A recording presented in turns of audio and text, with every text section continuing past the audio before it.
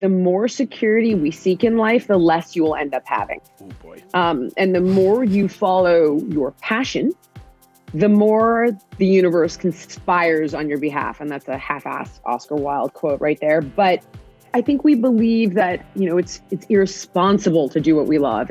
It's not realistic to do what we love. And I will point to Cesar Millan, a guy who really likes dogs.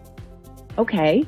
How about Martha Stewart, a woman who gave up a job on Wall Street because she wanted to be a happy homemaker?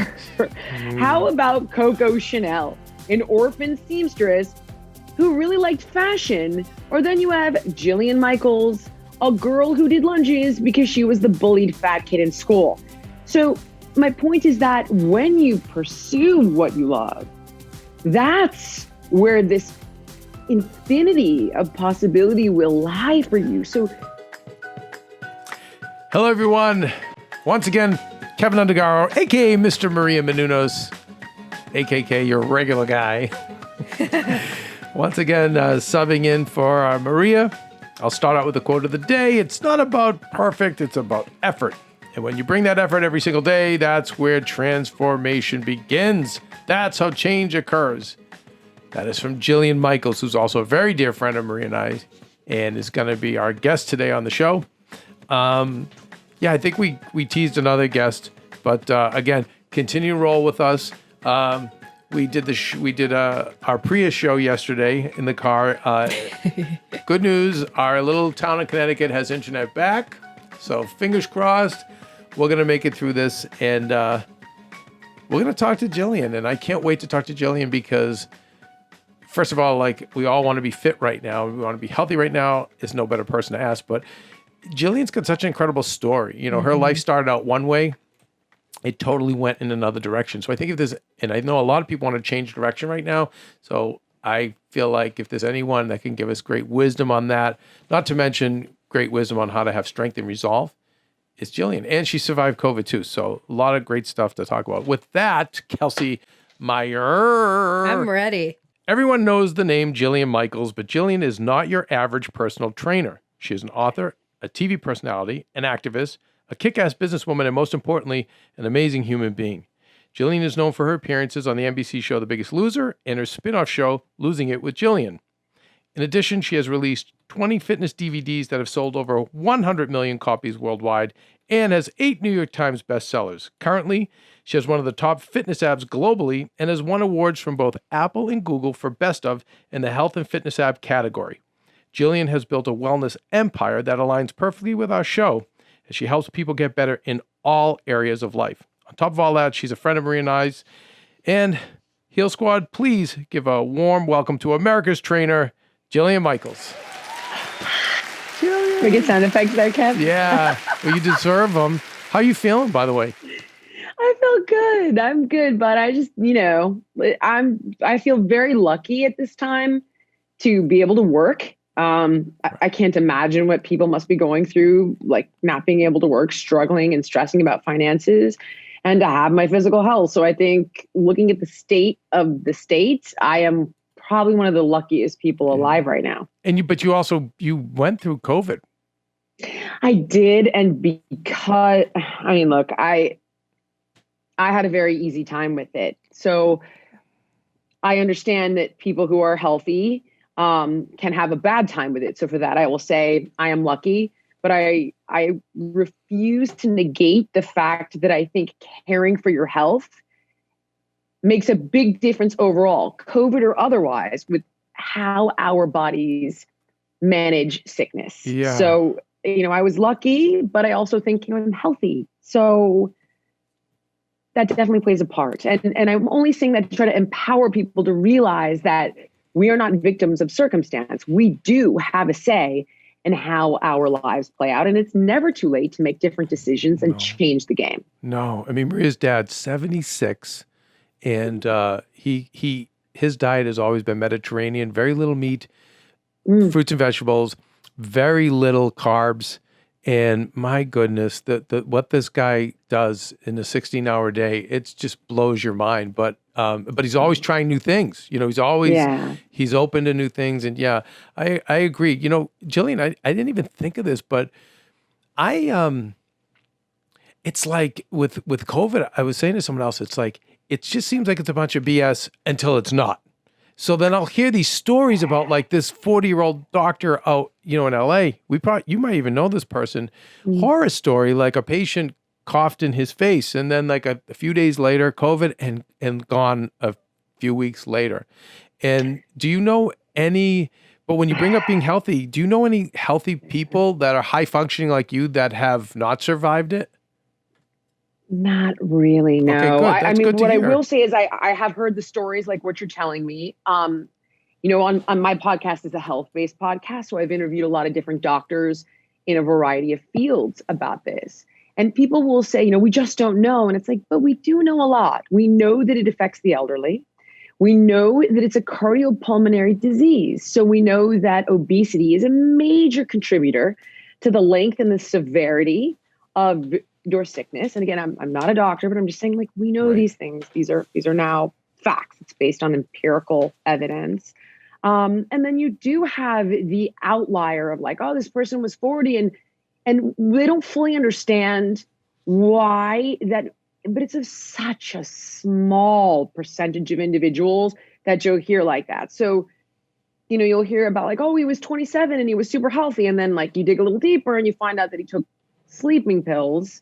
And, there's always a little bit more going on there. So I do think that you do have, obviously, I know that there are these kind of bizarre outlier cases of younger, healthier people, but it's a very, very, very small number. And I'm not saying not to take COVID seriously. I take COVID very seriously.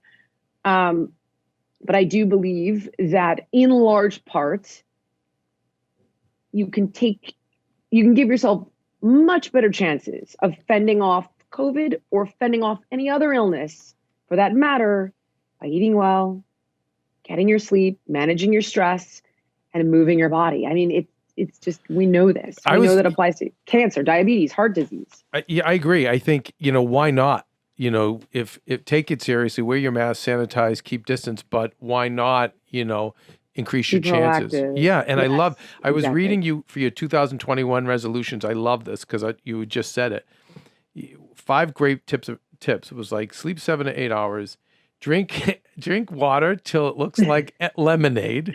Your pee looks like lemonade. Yeah, right. So like clearer, hydrated. right? You're hydrated and everything's out of your body. Great. And then it's like, create a 12-hour fast between dinner and breakfast. Right? And then move 7 minutes a day and stop drinking your calories. And like, these are 5 things that aren't really that hard. I think we can do that.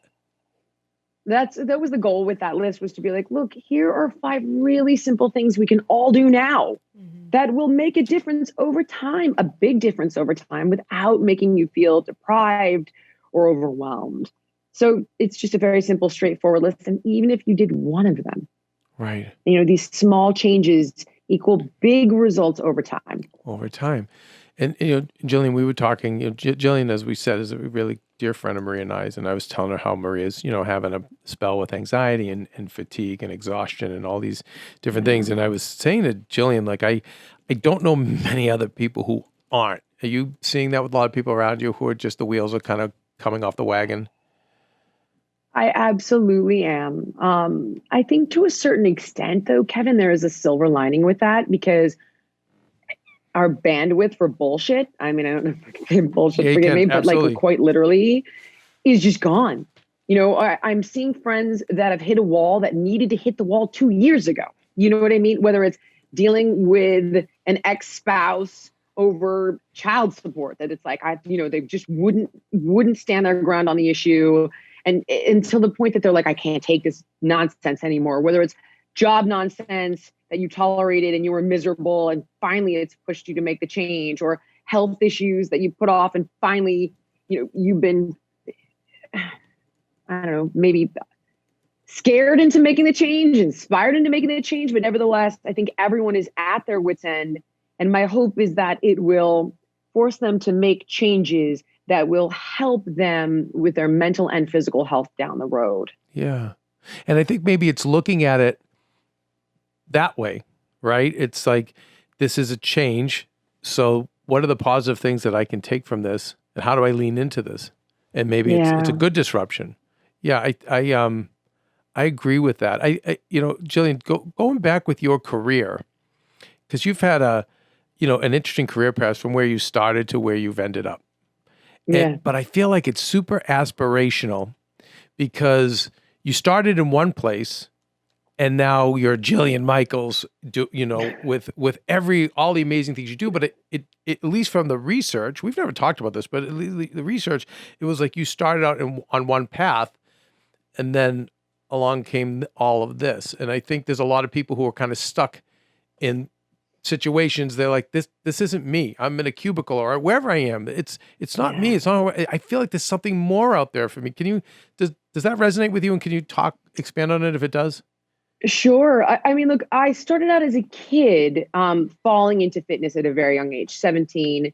And I took it all for granted. And then I got a little bit older and I bartended at night, and, I'm in my early 20s at this point, and trained during the day, and I was making great money and I was really happy. And then I got to be about mid 20s and I was getting a lot of pressure from friends and society, like, oh, you need a real job. Oh boy. You need to be responsible. What are you going to do with the rest of your life? You can't do this forever. And when I got that real job, I never made less money and I was never more miserable. And I think we've talked about this. I was a motion picture packaging agent at a talent agency, a big one. And I worked my way up through the mailroom, the this, that, the other, only to end up 4 years later, totally like broke, making no money, completely miserable, hating life every single day. And at that point I was like, all right, this is just, this is not like, what do I do? So a host of events happened that we don't need to get into, but it forced me back into training because I had to pay my bills. And at that point, I'm now 29, and I was waking up every day excited to go to work. So you went back to training to pay your bills. To pay my bills. Because, yeah. Okay, so we were talking yesterday to Tim Story, Oprah's life coach, and he was talking about having awareness with your life and taking inventory. So you had this awareness of like, if I keep going, you would have, I hate to say it, you probably would have gotten breast cancer, you would have gotten sick. And we see this with so many people. Had you stayed, because listen, if you'd stayed in that job, you would have been very successful at some point, money-wise. Maybe. Yeah. Well, you're such a hard worker, Jillian. There's a cap. You know what I mean? Like I think I've definitely done better financially doing what I love, but I also think, as you're saying, I'm healthier and happier for it, for sure. And so the circumstance, you took inventory, you were aware what was going on, and you was like, well, I'm just going to go to something else that makes you money. And he refers to it as a reassignment, Oh, interesting. Right? Like Yeah. He's like, I don't believe in for comebacks. I don't believe in go backs. He's like, Ooh, you take on something new, and that's what you did. And look at you today. And so I think, like, what advice do you have for somebody who's in that situation, who is with toxic coworkers, or is is not getting that fulfillment in their job or their role? Maybe they're at home. I don't know. But I feel like there's so much someone like you can share, because I know a lot of people right now are in that spot, especially now.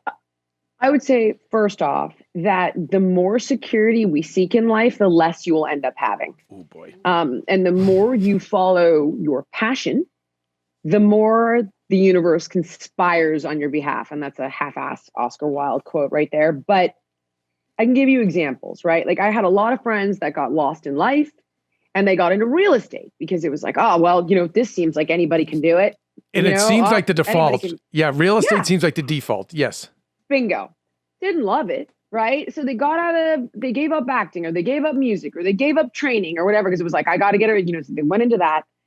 And then in 2008, the market crashed, and anybody who didn't love real estate, didn't know it inside and out, wasn't passionate about it, got kicked out of the business. I'm a perfect example. I took the stable, secure job at the talent agency, never been more miserable, never made less money. And it goes on from there. I could give you a host of other examples, but I would just be wasting our time. With that said, You look at somebody, I think we believe that, it's irresponsible to do what we love. It's not realistic to do what we love. And I will point to Cesar Millan, a guy who really likes dogs. Okay. How about Martha Stewart, a woman who gave up a job on Wall Street because she wanted to be a happy homemaker? How about Coco Chanel, an orphan seamstress who really liked fashion? Or then you have Jillian Michaels, a girl who did lunges because she was the bullied fat kid in school. So my point is that when you pursue what you love, that's where this infinity of possibility will lie for you. So the first thing is shifting your mindset. Once you shift your mindset, then you can differentiate between, all right, this aspect of my day sucks. I hate this, but the long-term goal I'm passionate about. So having that why allows me to tolerate this how. If you're not passionate about a why, then every day the crappy coworker, the cubicle, the job you hate is punishing. It doesn't become a component of passion that's getting you to an end goal you care deeply about. And that's how you differentiate between settling and compromise and grind, if that makes any sense. Settling versus compromising and grind. Yes, because I think what's lost on the younger generation, and by the way, this is historic. Every older generation says this about a younger generation. I know, but I right? just said it the other day, right? And there is a difference. There's I'm sorry. Yeah, I feel the same way, where they want to take away the compromise and grind. And I'm like, you're not going to get to the Olympics without it. It's just, there's no way we can, no matter how, Jillian, no matter how easy you give us our 5 steps to be healthy, I coach people for Hollywood careers and a lot of celebrities with their paths. But I will say, like, if there was an easy way, believe me, I'd want to tell you. I'd want your life to be easy, but this is like the hardest business probably in the world. And the grind and the compromise, it's going to have to be there. Can you please speak to that for me? You know what? Let's start off by saying nobody wants to alienate millennials or Gen Z in any way. And I think there's a lot of great things that their generation has going for them that I'll speak for myself, but I do see in a lot of other Gen Xers. I think Gen Xers are a little bit bitter. It's like the boomers saw the moon landing. We saw the Challenger blow up. You know what I mean? Yes. It's like, it's like we tended to be the kids of the boomers when they were high on Quaaludes still. And then they kind of screwed it up with our generation, had a second set of kids later on. And they were like, let's get it right this time. Right. With that said, I think we're a little bit nihilistic. We're a little bit bitter. We're jaded. I think I see that. We're also like self-deprecating to a fault. We were all hesitant with social media because we didn't want to seem conceited or bragging. We with women in my generation, other than Maria, who I have gone on record, saved my ass. And that's a whole different story. Yes. Quite a few times. She is a girl's girl and I owe her. You guys have no idea how this woman saved my ass when a couple of bad guys in the business were trying to do some bad shit. Yep. But other than her, I come from a generation where it's like, there's only room in this town for one of us and it's gonna be me. Women are gunslingers in my generation. Yeah. Millennials, they have no problem like owning themselves, faults and all, loving themselves, faults and all, supporting each other, faults and all, and being creative and thinking outside the box. Like the hack thing, it's like, well, you jumped the line and you did a great job. However, that is the exception to the rule. And so when that norm gets set for them, they think everybody's going to be Mark Zuckerberg and he's going to quit college, drop out and become a billionaire and dominate the world. That is not the norm. No. So, when you've got a generation that's huge, and you're dealing with all of this competition, you got to be the first one in, the last one to leave, the one to look for shit to do that no one's noticing, like the one that also thinks outside the box. Like you're going to need that much more of an edge. So you need that ingenuity, you need that entrepreneurial spirit, but you need the grind, dude. And you can't show up to an interview and say, yes, I have questions. What are the vacation days? No. Study the business. Go in with pointed questions, show how valuable you're going to be to that business, get the offer, and then negotiate the offer. Yes. But it's like, I literally will not even hire an executive assistant anymore because every single kid showed up with that question. Yeah. And I was like, all right, forget it. Yep. I got it. Yeah. I have a personal assistant, 40-year-old guy, grinds his ass off for me, and I reward him handsomely for that. Yeah. And that's where I think it stands. Yeah. I agree. You really have to find the diamond in the rough, and you don't have the luxury because you're so busy. Maria's so busy too. I have had that luxury of being able to try to find the people for Maria, and I've been blessed to find the ones. I'm jealous. Well, I think you know what it comes down to, Jillian. I'm so envious. You got to get them young. You have to get them young, so they're not ruined by coworkers in the business and bad bosses, or so my luck has been getting the young, and you won't have the time, and Maria doesn't have time because it takes a lot of training. It is like being a parent, because they're used to, I have found, they're not used to the tough love and the enforcement and the rules. No. They're used to. Oh God, no. No, they're not. You can't say anything. No. It's like, I can't believe you spoke to me that way. And you're like, I said to you, do not be 45 minutes late again, or it's not going to work. What do you mean? This is feedback. Like, it's wild. Yes. You can't even, I hate to make these generalizations, and I realize it's upsetting to a lot of younger people, but I would just simply say, don't say that stuff then. Yeah. Like, you want to get ahead, mm-hmm. grind. It's not part of my job description. I'm like, wait a minute. You're telling me putting an airline flight for a vacation is not in your job description as my executive assistant? Like, wrong answer, dude. Yeah, it's like, all right. I know. But you know what? It's a lot of it, Jillian, comes down to education. But then that is taking, so it's funny because, I know other big celebrities older than us and super successful, and that they're like, I don't have the time. I just need it done. And they don't understand that kids aren't wired this way. So I have found I have a lot of success when I explain things. But again, you have 80,000 jobs. You don't have the time of your day. Neither does Maria. So I've had the luxury in the background to say, listen, this is why it's important to do X, Y, and Z. And this is how you're going to be rewarded by doing X, Y, and Z. And it takes a lot of time and effort. But that's why I'm saying, if I get them young and I can start educating them, and it's not their fault, the teachers, the parents. I've had parents, Jillian, you know how many parents have called me? Like a principal, like I'm the principal of school, and they're like, well, this one doesn't work. This one's more effective this way, and she does this, or he needs that. And I always say, you guys, you're lucky it's me, and I'm rooting for your child. So I'm hearing everything you're saying, but now please let me offer you this. Anyone else, Hollywood is going to be like, get the person out and never hire them again. But even if that's not so, what's going to happen when you're probably 60? What's going to happen when you're 70, 80, 90? Who's going to, at some point, they have to stand on their own. And do you think that's just magically going to happen? And they're going to magically learn. So I even have to educate the parents. I know, see, it's a lot of work. And again, someone like you who's high functioning, it's really. I mean, again, I hate making these generalizations.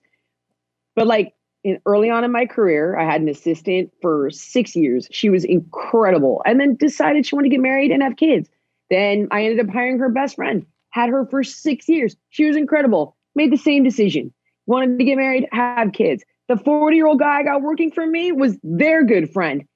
And they are all 40 years old. Yeah. Then when I started getting into like mid-20s, it was like, it was tough. And because I don't have the time to get on the phone with the mom or the dad telling me how I need to accommodate and also an executive Jillian, assistant. Also, Jillian, and it's just, I don't know. It could be Jillian's a bitch. I mean, it's not. It's not. And I don't even want you to. I don't time for that. I don't want to push your buttons. I'll do it myself and put you on that path, because that's not who you are.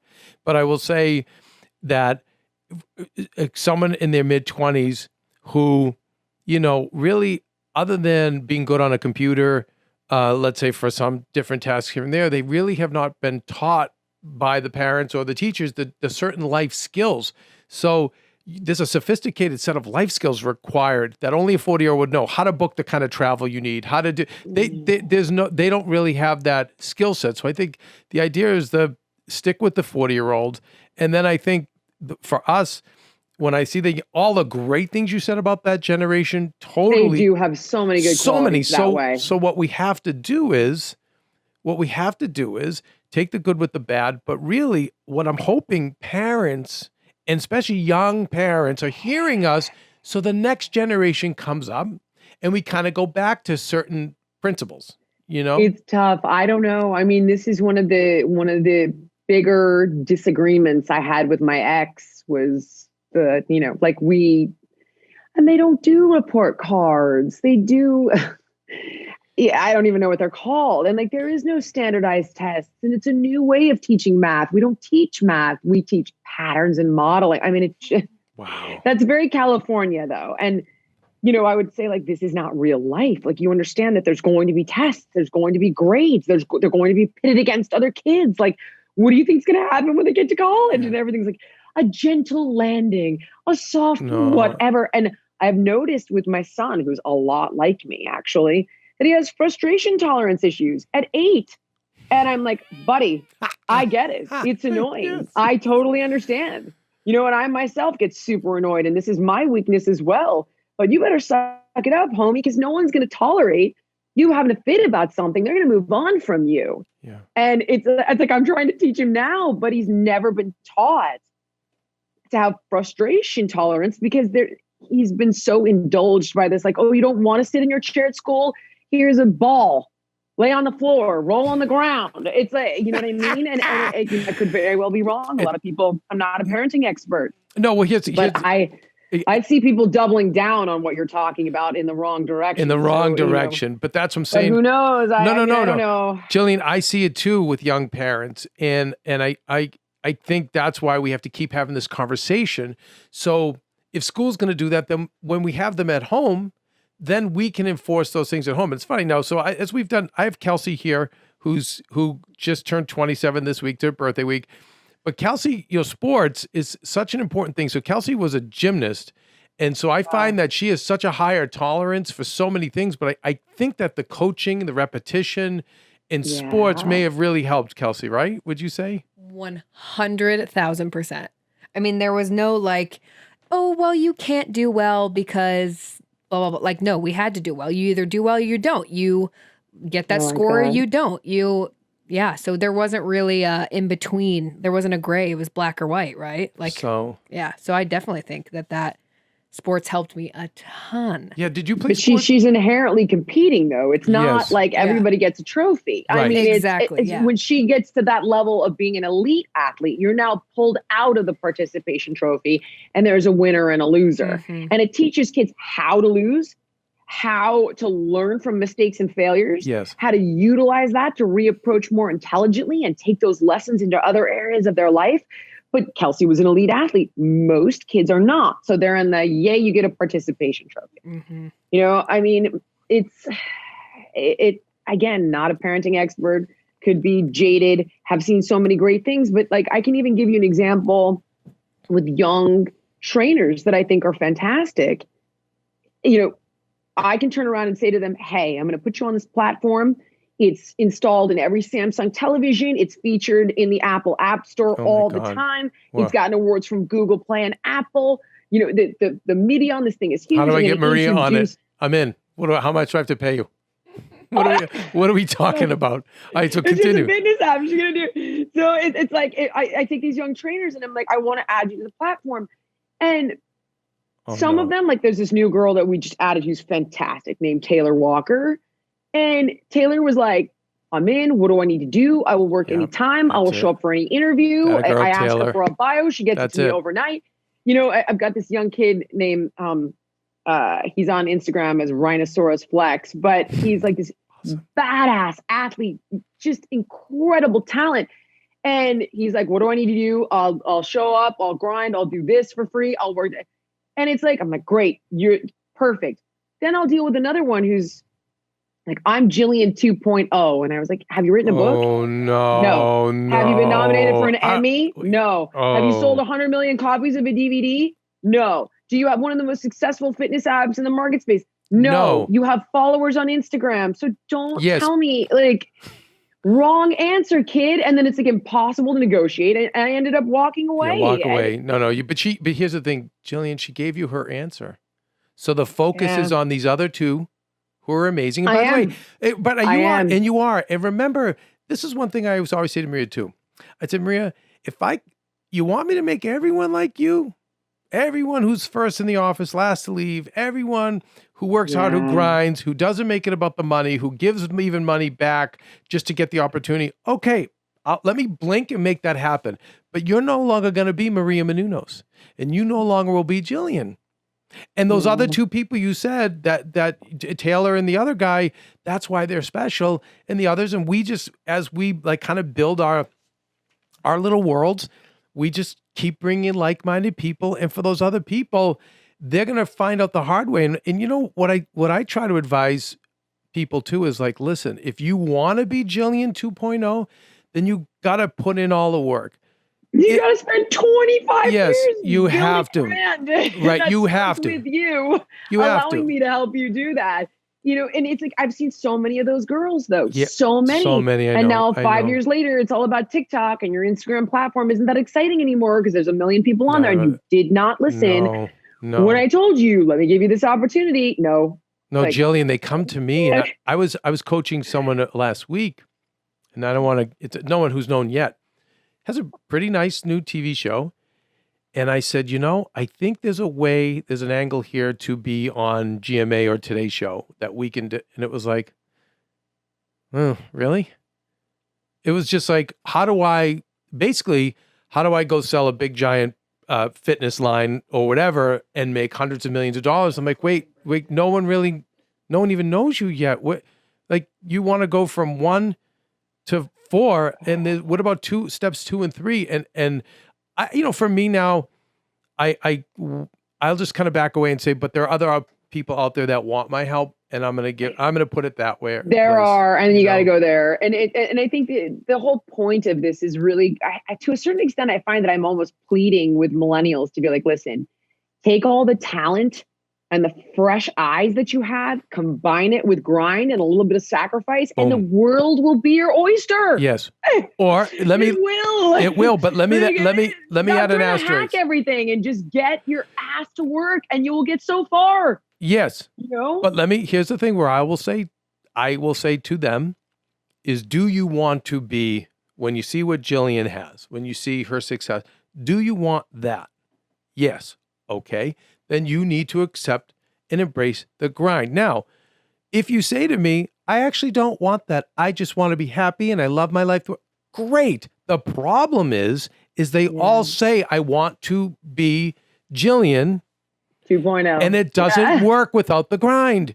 And that's where the bitterness and wait, like I say, I'm so scared this is where I'm really frightened for the generation, because the depression, the mental illness, the suicide rate, it keeps going higher and higher. I say to you, being older than all of you guys and being in this business a long time, I saw, even when you think of some of the pinup girls from back in the day, now imagine it was like we had a small percentage of women who did that. And for a lot of them, you know, they kind of went crazy after a while because, you know, they lost their looks, or they, you know, they didn't feel like they had their significance. Now imagine the numbers of people who their significance is all based on a like or whatever's on TikTok or Instagram, and wait till that bottom falls out when they didn't do the grind. It's going to be catastrophic unless they can really look me in the eye and say, I'm going to divorce from the results. I'm fine not being Jillian. I'm just going to be me and be happy. Okay, great. But the problem is they're saying, no, I'm going to not only be Jillian, I'm going to be Jillian 2.0. Ooh, not going to happen without the grind. We can only change the rules and lower the bar so much. If I could say that when I first did Biggest Loser, at that time, I had a really successful sports medicine facility and personal training gym in Beverly Hills. Doing great. So now I'm 31, right? And I built this business since I was 28 after I left the entertainment industry. It's doing amazing. I'm making great money. I'm running the place. It took me 3 years to get that thing up, running, and humming. I get the opportunity on Biggest Loser, did not like the name, did not watch reality TV. And a bunch of people got in my ear and they're like, you're being dumb. This is a huge opportunity. Take it. They paid me $3,000 a week. I had to pay an agent, had to pay a lawyer, had to pay taxes. So I took a massive, I was hemorrhaging money. And by the way, back when we didn't know the secret of how powerful it was to be on that platform. It was, because I know this show, because the hosting thing came around to Maria. And I know it didn't come to Oh, it me. did? Oh my It God, I didn't did come to not me know because that. I would have said, of course, jump. But Maria's people that I wasn't involved with, yeah, I would have said jump because that's who I am. But anyway, so the fact that you jumped on that and at that time, because we didn't know And that lost a ton of money to do it. A Yeah. ton. Took hits across the board. Now kids would be like, oh yeah, no, I'm not gonna do that. I'm not gonna work those hours. I'm not gonna lose that kind of money. But I made the sacrifice then and it paid off exponentially down the road. Was it scary? Was I frustrated at times? Did I wonder if I made the wrong mistake or I made a mistake? Yes, I did. But I stayed the course. I followed my gut. I did the best work that I could do regardless.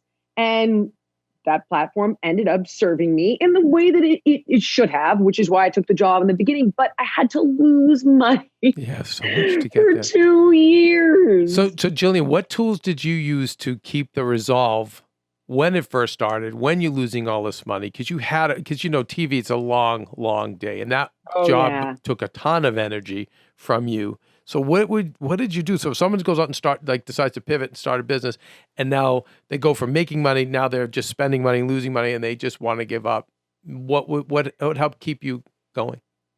So I had a very clear vision of what I wanted to achieve. So at that time, I had a sports medicine facility and a gym, as I mentioned, and Curves was a massive thing. It was like kind of that first of the boutique fitness franchise game.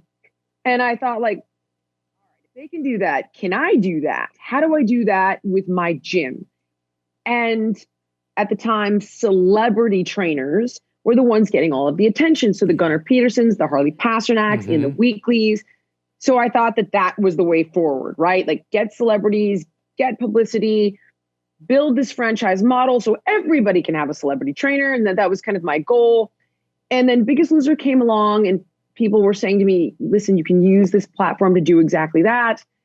And I was concerned, the name, it was politically incorrect. It really was. It did not start out as a show that intended to get great results. It started out as a show very clearly that was intended to humiliate people. And I have to give credit to Bob Harper and myself because we both basically sat down together one day as we were pitted against each other in competition and said, look, we can turn this around. We can actually make this into something special where people do change their life and they do lose weight. And that did happen. And then all of a sudden the producers were like, wait a second, I think we have this inspirational weight loss brand here, which is, great. It worked for everybody. Fantastic. Nevertheless, I essentially saw the platform and thought, how can I use it? Now, the platform ended up changing from the gym, me being able to franchise my gym, to me all of a sudden becoming the brand.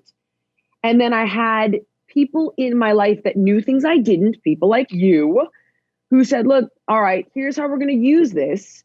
You're going to have to be patient. You're going to have to be smart. You're going to have to, do the following things to kind of flip the script here and make yourself the brand and not the show.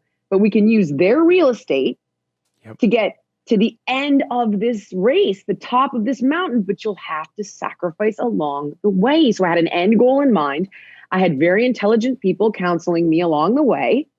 And those two things allowed me to kind of tolerate the parts of the process I did not like to get where I wanted to go.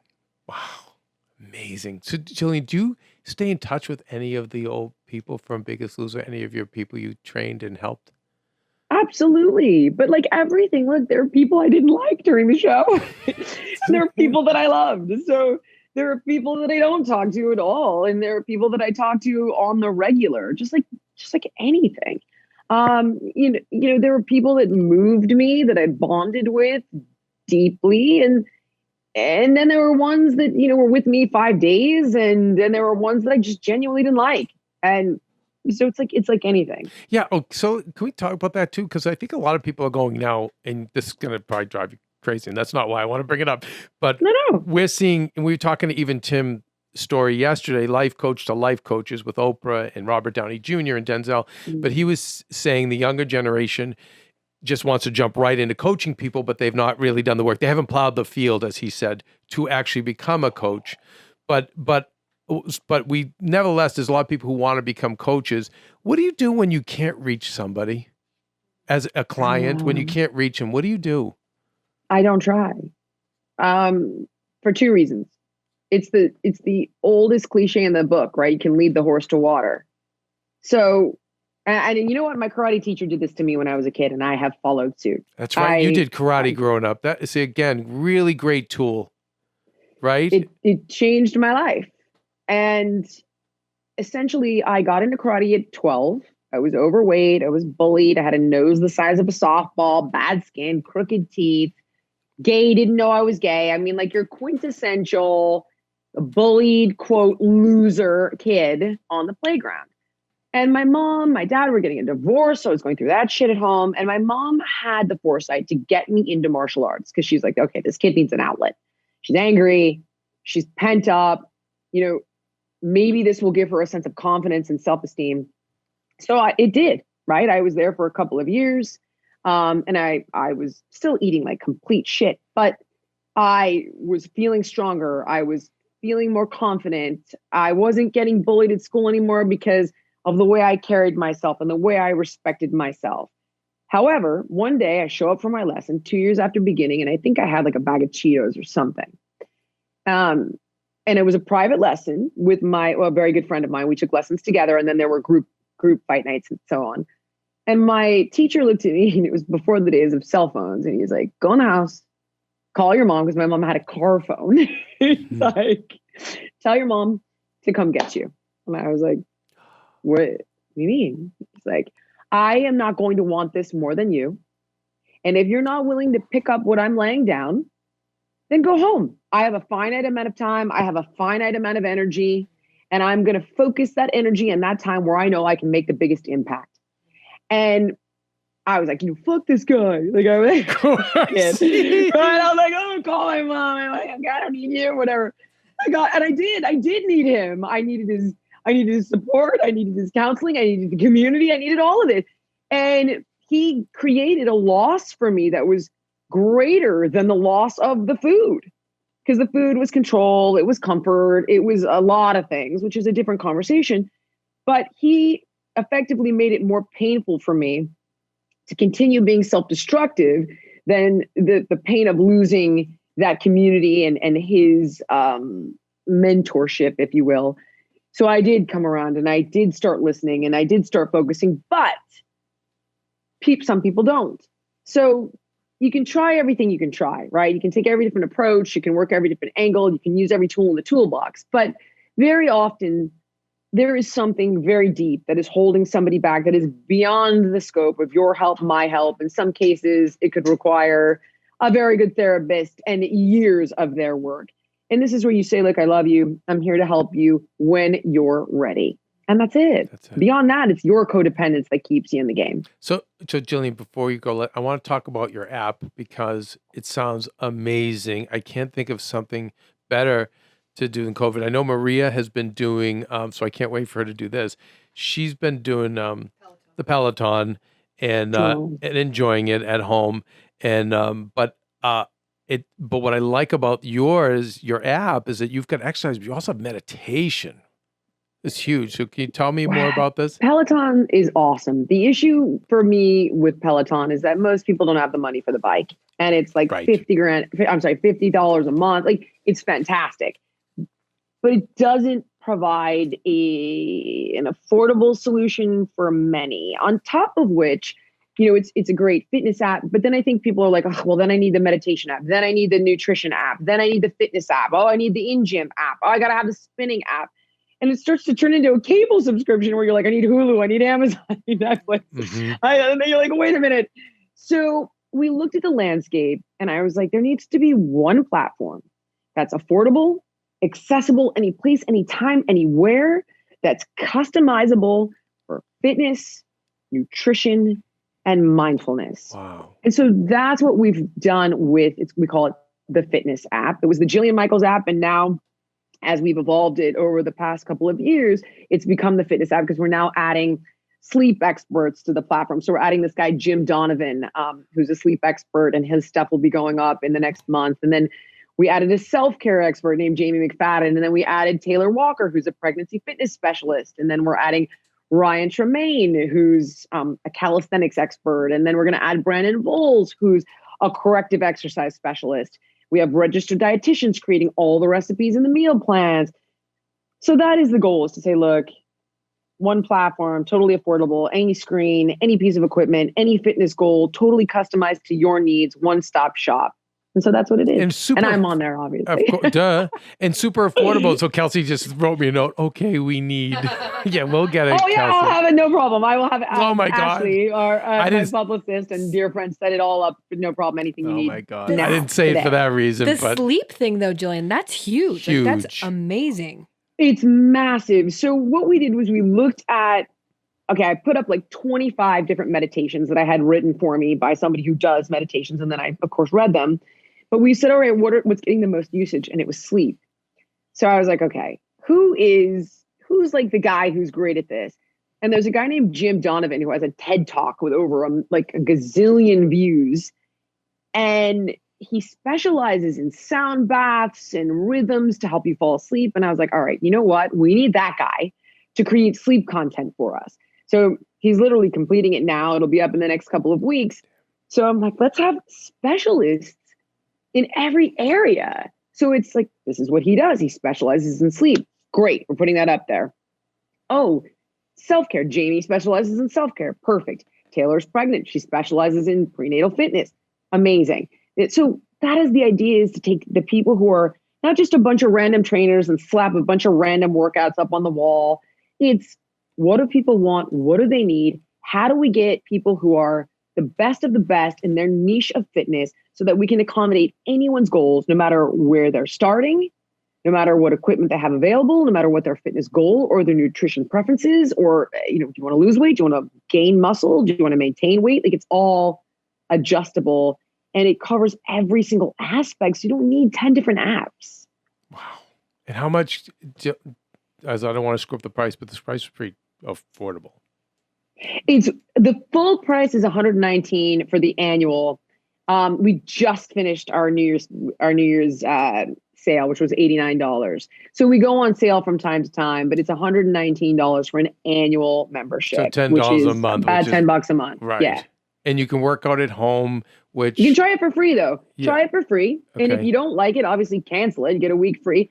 And if you don't have the money, another thing we do is download it. And there's free 7-minute workouts every single day. You don't have to pay anything. You don't have to put a credit card, nothing. Just download it, use the free workouts.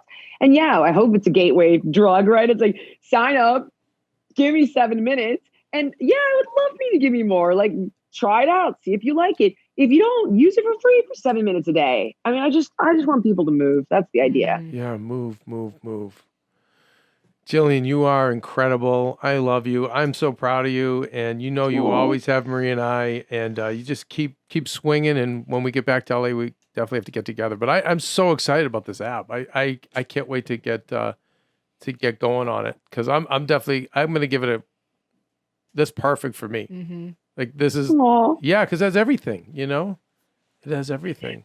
Oh, man. Oh, thanks. I will make sure you have it by the end of the day, and Kelsey as well. Our little badass. You're the best. Yeah, our little Olympian. Well, I got a good coach. Yeah, so. our grinder gymnast. We love her. Thanks, guys. Anyway, Jillian, much love, and thank you again, and congratulations. Stay safe. We'll see you soon. Thank you, sweetheart. Right back at you. Send Maria my love. I will. Thanks, Jillian. Thank you, Jillian. Thanks, that was amazing. guys. Have a good one. Do you need anything from me? No, you're great. Appreciate right, you. Kid. I will make sure Ash gets you those, whatever you need. Oh, Kevin and I are going to right be now. He's so moving. excited. I'm so excited. Oh, you're so cute. It literally is nothing. So anyway, anything else you need from me, let me know, and I'll text Ash right now and have her get that done. Thanks Jillian. Jill. Thanks, guys. Bye, have a good Jill. one. You too. Wow, that was amazing. That was amazing. Yeah. Talk about like a last minute, come through Jillian. Come through Jillian.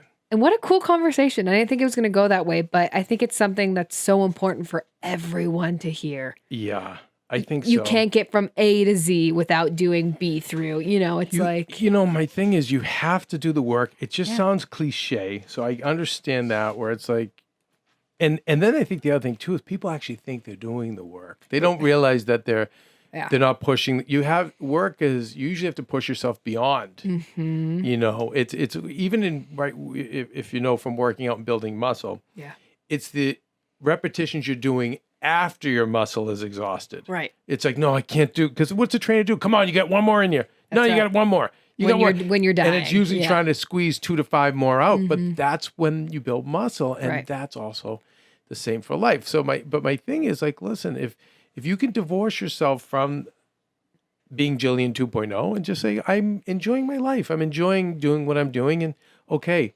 But the problem is we get fixated on, I want to be Jillian 2.0, or I want to be Oprah, or I want to be this, and then it doesn't happen, and I'm either going to take it out on someone else or I'll take it out on myself. Well, I think it goes back to, Kev, to like what you always say. It's like, what do you want and what do you really want? Because if you really want it, then then you are working. But you have to know that too. You have to know that. You have to know that. That's what goes in. Stephen, I know you like to work out too. So, how much of it spoke to you? I mean, it spoke to me in a lot of ways. It's really, really, really correct what she's saying in terms of like convincing somebody to do something is not really the best way to do it. That really went through me. Yeah. I need to, because I'm in that space with myself right now. Like I finally got to the place where like I can go for a run and not have to like really, really convince myself to do it. But like, it's been a long time of like trying to have to convince myself to do something. And that's the difficulty. Yeah. Yeah, it is. But she's special. I loved what she was saying about The Biggest Loser too, because I know she gets like, and people are always like, oh, the name, the flack, the this, but she's so right. She actually really made it a positive thing, right? It was like she was the one who went in there, and so I always just think that's so cool to hear that side of the story. Like everyone's so quick to judge and so quick to say something, and it's like, oh, actually, do your research, listen to her. She's pretty badass. So no, she cares a lot. She cares a lot. She cares a lot. And listen, you come up in karate, you hear she came up. And it's interesting that the mother put her in karate at the time of a divorce. So that was her life interruption. Yeah. Right? But look at how they met it head on. It's interesting. A lot. Definitely a lot there. And my advice to her, which I said on the show, was focus on the good things from your generation. And, the shortcomings you guys have, there's plenty in our generation and plenty even above us. That's just kind of how life is. And all we can do is try to do what? Get better together. Yeah, but just get better. So I really think it's for parents with little ones to avoid this. Let them skin their knees. Yeah. Let them make mistakes. But push them. Have bars that you set. Well, but, not to the point that obviously you don't want them to want to hang themselves. No. But I think structure is important. Yeah. Like I think structure is like one of the main things that, even from what she was saying, is like missing from a lot of these schools. There's no structure that you're forced into in terms of, you have to have accountability and responsibility. And nowadays kids don't have that. Yeah. Yeah. Well, and I think it was a good lesson too for my generation listening to this. It's like, stop thinking everyone's attacking you, right? Because a lot of the time it's someone who's a mentor or a coach or whatever who wants to help you. So it's like, sit back, take a breath, and understand that they really just do want to help. I'm noticing the younger, at the host word after buzz, the more I was confused. I was saying the same things, and the older kids who are now like, I don't know, let's say 35. Yeah. When I would give them advice, they would like cry tears of joy and say, "Oh, thank you for seeing me. Thank you for hearing me." And oh my God, like I'm so. And then as the decade went by, it was. Then I never heard, I feel like I'm being attacked, but it was because I would talk long enough. Right. And I would again educate them. Like, okay, let me back up. I can see you're getting, but understand I'm doing it because I want you to win. Right. I'm not doing this because I want to be right. I'm not doing this because I want to show you how amazing I am. No, I am actually not amazing. I have failed way more than you ever have, hopefully, in your life. And then they go, okay, but the instinct is I'm being attacked or being stressed out. I'm like, wait, what? Like what I would do to have had someone like me who cared for free say, hey, I want you to win. So we definitely have some work to do.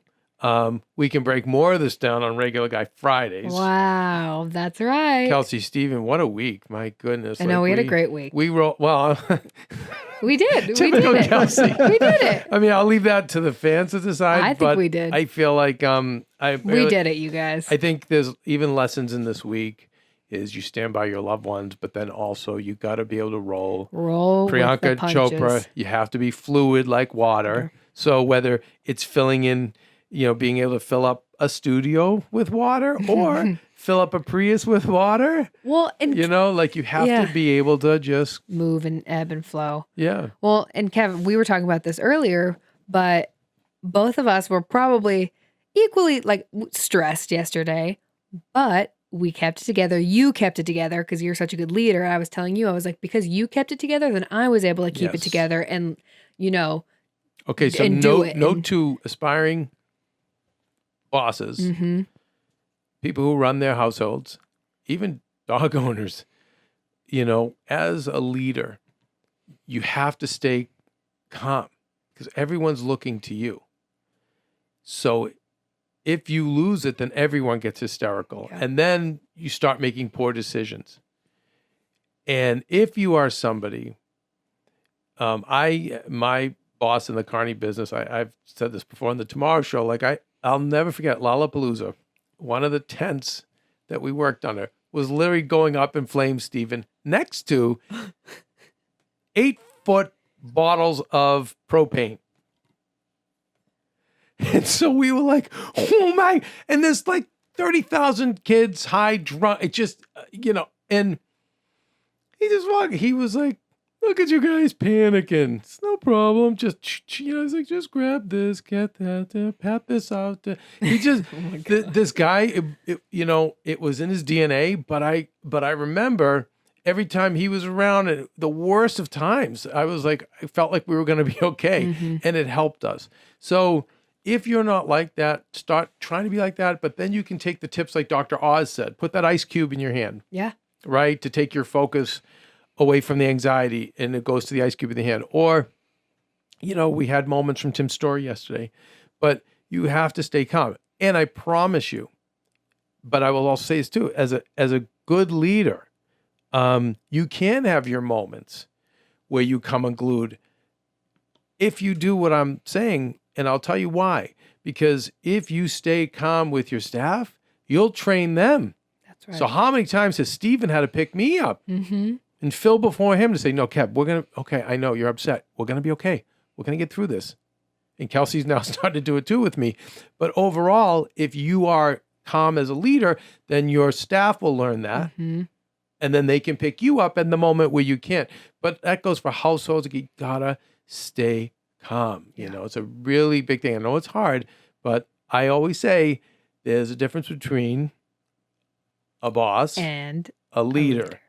So I'm always like, yes, plenty of bosses. Oh, believe me, we've got a lot of bosses and more coming every effing day. Yeah. How many of you are leaders? That's what I'd like to see, more leaders. Anyway, like Jillian. Thank you so much, you guys, for tuning in. Please, you guys, continue to send us well wishes on YouTube. If you want to help Maria right now, best way is, send her a love. But then also, please hang on with us. We'll get Maria back here as soon as we can. I'm urging Maria to do more in terms of not more work. I want her to do more reflection, more treatment. And again, she's good. She's good. But what I don't want is with Maria is her to say, sleep late for a week and then come right back at it. Because that's been the old way of doing it. That's a lesson for everyone. Everyone thinks that. It's like, I can just sleep in on this weekend and I'll be fine. No. You redline as long as you have to, because I understand you have families to feed and things like that. But at some point, you have to think, you have to think of the greater good. And by the way, if Jillian had stayed in that job, I'm sure she would have gotten sick. So what a brave move and a brave pivot. And anyway, hope more of you people will do that. At Better Together with Maria, we have some great clips that Steven's been cutting with Tim's story, with Gabrielle Bernstein. I'm sure we're gonna have a ton with Jillian, and these are just all great little tidbits to kind of help you through your day. And please share them with friends, because this is like Kelsey's little project. But I tell you, in just a matter of weeks, she's broken over 10,000. Now we're at 11.3, yeah. I think. So, but by the way, remember that word grind. You see him, like we're not going from 8,000 to 200,000, 8,000 to a million. These are like grinding. Yeah. And you see, we're grinding away, trying to provide really great content there. And then we're talking about it here to you. So Tim said that yesterday too. It's the little steps, right? It's the little achievements. It's not just one big thing at the end. It's like you celebrate those little milestones. It's not, what do you say? It's not about the big break. It's about the small breakthroughs. Yep. Boom. Boom. Oh, wow. Regular Guy Friday. There's going to be, I don't know what our tips are going to be. I know one of mine. By the way, it's still Kelsey's birthday week. Oh, thank you. So we have some fun things planned for the weekend.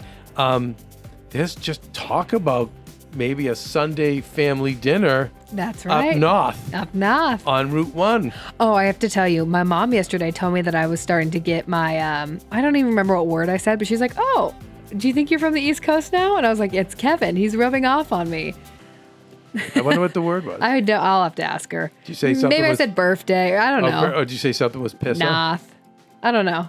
I don't remember. I'll have to ask her, but I was like, thank you. Wicked. I've been here almost a year. Wicked pissa. If you look at it that way. Yeah. Wicked pissa. Wicked pissa. What does that mean? If something's pissa, it was awesome. Oh, that's pissa. Oh, I would think it was bad. Steven, what do you think?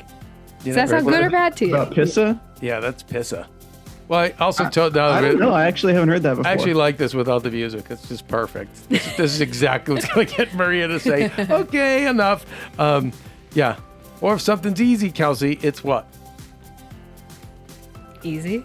Remember we said today that I told you 20, 30 years ago with a Boston No, term? I'm not saying that. Okay. All right, you guys, listen. Be nice people. Make good choices. And be present. Oh, well done, Kev.